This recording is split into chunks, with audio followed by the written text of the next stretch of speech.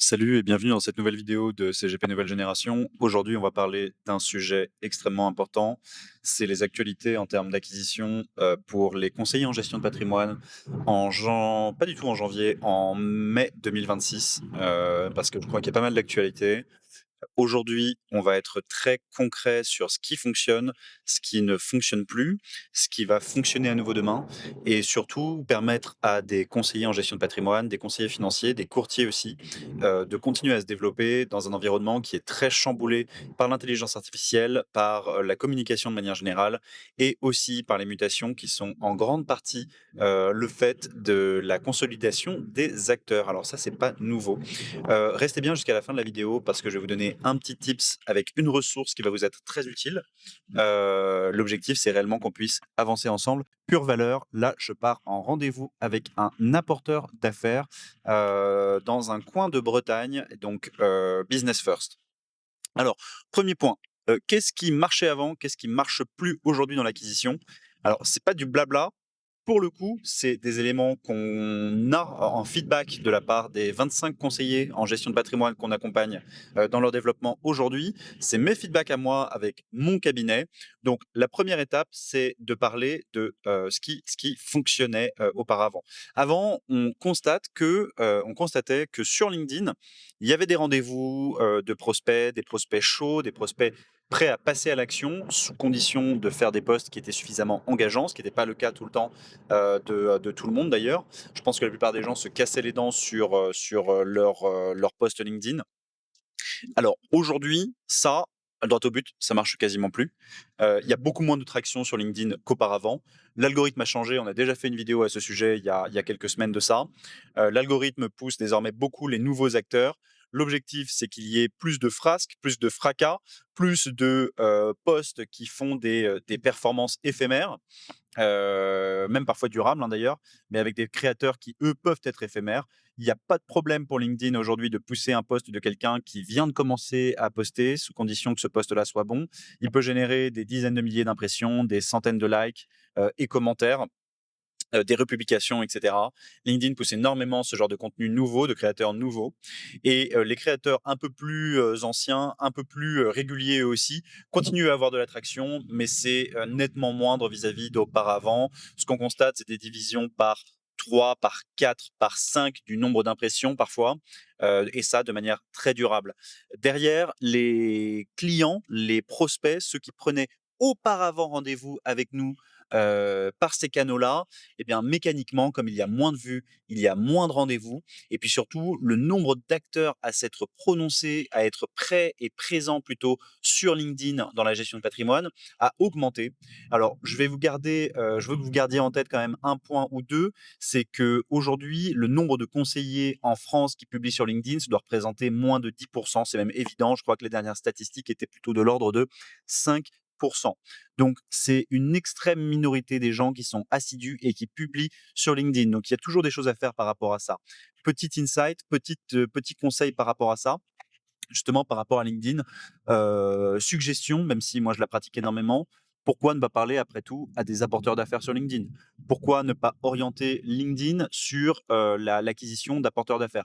Bon, je me tais, vous ferez comme si vous n'aviez pas entendu, d'accord? Je sais que de toute façon personne n'écoute ça, mais ne l'écoutez pas, il y a pas de problème. Mais néanmoins, ça reste une opportunité notable. Et je ne parle même pas des arguments de crédibilité liés à LinkedIn, et donc au fait d'aller poster de manière régulière, d'être présent régulièrement sur LinkedIn. Aujourd'hui, le nombre d'utilisateurs de LinkedIn est en progression, donc c'est qu'il se passe des choses là-bas. Il n'y a pas de sujet. Et parmi les gens qui galèrent, il y a ceux qui réussissent très très bien. Et moi, je continue personnellement à générer des dizaines de milliers d'impressions sur LinkedIn toutes les semaines. Donc, je vais pas me plaindre de ce point-là, même si mon reach a clairement baissé. Ok, ça c'était LinkedIn. Ensuite, qu'est-ce qui fonctionne plus, encore une fois, ou qui fonctionnait auparavant et qui fonctionne plus aujourd'hui? De manière très claire, comment dire, bon, c'est marrant, mais en vrai, c'est pas du tout drôle. Je suis désolé, mais solliciter des recommandations, c'est quelque chose qui fonctionne, qui fonctionnait beaucoup mieux avant, qui fonctionne toujours aujourd'hui, mais il y a une nuance à apporter. À force de dire que les gens ne sont pas éduqués financièrement, les gens ils commencent à s'éduquer en fait financièrement. Donc, Il y a tout un tas de profils que je vais dire en dessous de 40 ans, qui ne sont plus du tout sensibles, au sujet de la recommandation pour trouver un conseiller. Alors, je dis pas que ça n'arrive pas, ça arrive encore pour beaucoup de conseillers, dans ce cas précis, mais leur sensibilité, elle est plus du tout portée là-dessus, elle est portée sur d'autres manière d'aller trouver des conseillers en gestion de patrimoine, leurs conseillers en gestion de patrimoine. Et spoiler alerte, c'est les réseaux. Alors, ça a été sur LinkedIn pendant un temps. Nul doute que ça va revenir sur LinkedIn. J'ai pas de doute par rapport à ça. Donc, il faut rester régulier. Par contre, il y a d'autres canaux aujourd'hui d'acquisition de clients. Je vous donne un exemple et ça va me permettre de faire la transition. Je vais vous parler de Instagram. Instagram pour les conseillers en gestion de patrimoine en 2026. Force est de constater que c'est un canal d'acquisition privilégié. Je pense qu'il y a littéralement des fortunes qui se construisent parmi les conseillers ou alors des vendeurs de formation en investissement, etc. Je pense qu'il y a littéralement, et je ne vais pas avoir peur du mot, des fortunes qui se créent sur Instagram ou plutôt grâce à Instagram.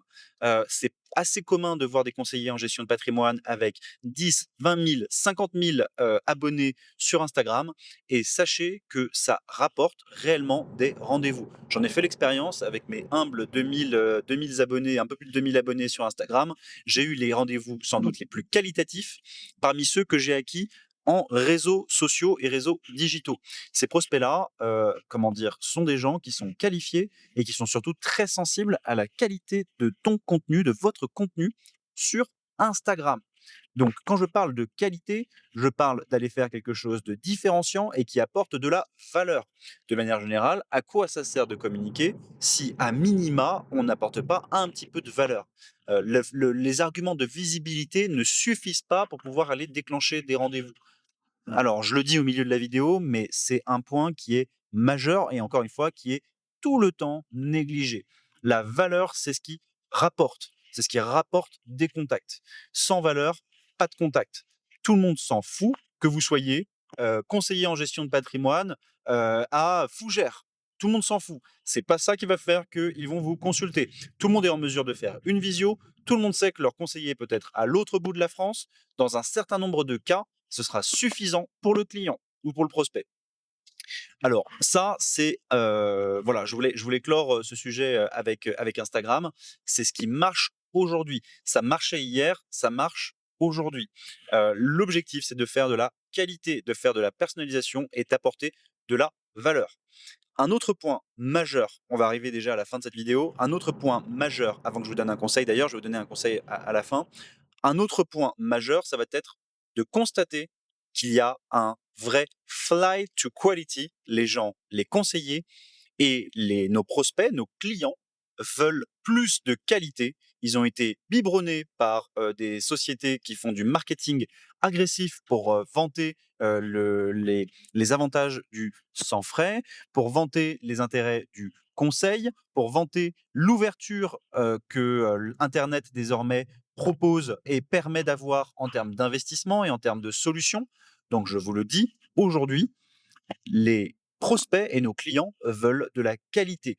Donc, qu'est-ce qui se passe en ce moment? On voit une ribambelle, soyons clairs, de family office, multi-family office qui se créent, qui se lancent et qui génèrent des performances en termes d'acquisition qui sont extrêmes, vraiment extrêmes, extrêmement notables. On a des exemples en proche. Le conseil fonctionne. Et ça, de manière évidente, il y a un vrai vol vers la qualité, vrai flight to quality là-dessus. Donc, on ne peut pas négliger que ce soit une tendance de fond, une tendance notable. Il y a des clients que moi j'aime nommer à haut potentiel de conseil, qui sont des gens qui ont besoin de conseils, et c'est le cas de beaucoup de gens, qui désirent se tourner vers des interlocuteurs qui sont réellement qualitatifs et en mesure de leur fournir un conseil à hauteur de leur espérance. Ce sont des gens qui ne sont pas sensibles à la question, plutôt qui sont très sensibles à la question des frais, qui sont au courant qu'ils ont des profils très particuliers, ou plutôt des profils qui ont besoin de conseils, tout simplement, pas forcément particuliers, même si pour une part c'est le cas. Et ces gens-là, je peux vous le dire, ils cherchent à être entourés correctement. L'idée d'aller travailler avec un conseiller qui n'est là que pour leur proposer une solution, je dis une solution, mais en fait, on parle de produit, ça ne suffit plus. Le PER, le plan épargne retraite, avec 4% de frais d'entrée, tout simplement pour pouvoir faire une performance annualisée de 2%, c'est clairement pas ce qui va satisfaire ces clients-là. Surprise, surprise, mais soyons clairs, auparavant, ça marchait, ça passait, et ça marche de moins en moins. Et plus la clientèle est jeune, moins ça passe. Donc, très clairement, il y a cette orientation vers le family office et plus fréquemment, beaucoup plus fréquemment, le multi-family office. Les gens veulent être accompagnés à hauteur de leur patrimoine, et on sait que les patrimoines continuent à croître en 2026 en France, malgré les incertitudes qui peuvent peser sur l'économie, sur la démographie française et tous les autres impacts liés aux tensions géopolitiques et économiques. Donc, ce point-là, il est à retenir. Vol vers la qualité, flight to quality. Et ça, c'est quelque chose qui, à mon avis, n'est pas prêt de s'éteindre. C'est probablement le futur de la gestion de patrimoine. Sinon, les gens vont se débrouiller de leur côté, les clients vont se débrouiller de leur côté. Il n'y a aucun doute là-dessus. Donc, je vais te donner un conseil en 2026. De la part, pour le coup, d'un expert en développement commercial des cabinets en gestion de patrimoine. Pour rappel, avec CGP Nouvelle Génération, on développe et on aide à développer 25 cabinets en gestion de patrimoine en France. On est aujourd'hui entouré par, alors il y a bien sûr Lucas qui a cofondé l'accompagnement avec moi. Il y a aussi Julie qui nous a rejoint, qui est Family Officer, Julie Ribeiro Fernandez, qui nous a rejoint pour pouvoir nous aider sur le développement justement de la qualité de ces cabinets-là. Donc aujourd'hui, le conseil, c'est de créer du contenu qualitatif sur les plateformes qui fonctionnent, c'est-à-dire Instagram. Allez sur Instagram pour créer du contenu, faites-le de manière qualitative, allez chercher des vues. Pour ça, il y a toujours des manières de le faire. D'ailleurs, n'hésitez pas à m'écrire en commentaire si vous voulez savoir comment est-ce que vous pouvez aller accrocher plus de gens sur Instagram. Je serais ravi de vous aider par rapport à ça. Et surtout savoir comment est-ce que vous pouvez les convertir en clients. Donc, faites ça. Restez sur LinkedIn, continuez à poster sur LinkedIn, mettez-y des efforts. Il y a des moyens d'automatiser ce genre de choses, un petit peu en tout cas. Continuez à mettre des efforts parce que autant il y a eu un reflux aujourd'hui, on est à marée basse, demain ça peut tout à fait revenir. LinkedIn, ils ont un algorithme qu'ils doivent faire tourner eux aussi. Donc ils veulent gagner des utilisateurs, ils sont clairement pas là pour en perdre. Il faut qu'il y ait des créateurs de contenu sur LinkedIn. Donc il faut continuer à être présent sur LinkedIn. Et ensuite, comment est-ce qu'on va nourrir ces contacts-là, les contacts que l'on acquiert via Instagram, via LinkedIn? Eh bien écoutez, messieurs, dames, sans surprise, il va falloir écrire aux gens, maintenir ou plutôt s'orienter vers les 7 contacts commerciaux, comme on le décrit dans une autre vidéo que je tâcherai de vous mettre en suggestion. Tendre vers les 7 contacts commerciaux avec pourquoi pas du mailing, ou alors encore une fois en renvoyant vers d'autres posts sur votre Instagram, d'autres réels par exemple, ou alors en renvoyant vers d'autres posts sur LinkedIn, en envoyant des valeurs gratuites. Ça, c'est typiquement le genre de choses qui vont vous permettre de vous développer. Et surtout, ne négligez pas les apporteurs d'affaires. Et pour ça, il y a des techniques pour lesquelles qu'on enseigne dans l'accompagnement CGP Nouvelle Génération. Donc, sollicitez-nous au maximum. Écrivez des commentaires si vous voulez des éléments additionnels.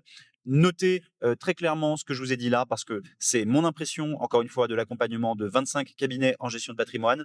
Et surtout, abonnez-vous à cette chaîne pour en savoir plus sur les actualités de CGP Nouvelle Génération, les actualités des conseillers en gestion de patrimoine en 2026, savoir comment est-ce que vous pouvez améliorer votre acquisition, améliorer vos méthodes de travail, et surtout être pleinement armé pour pouvoir accompagner une clientèle patrimoniale en 2026 dont les exigences sont de plus en plus fortes. Alors abonnez-vous et merci beaucoup pour votre attention. Allez.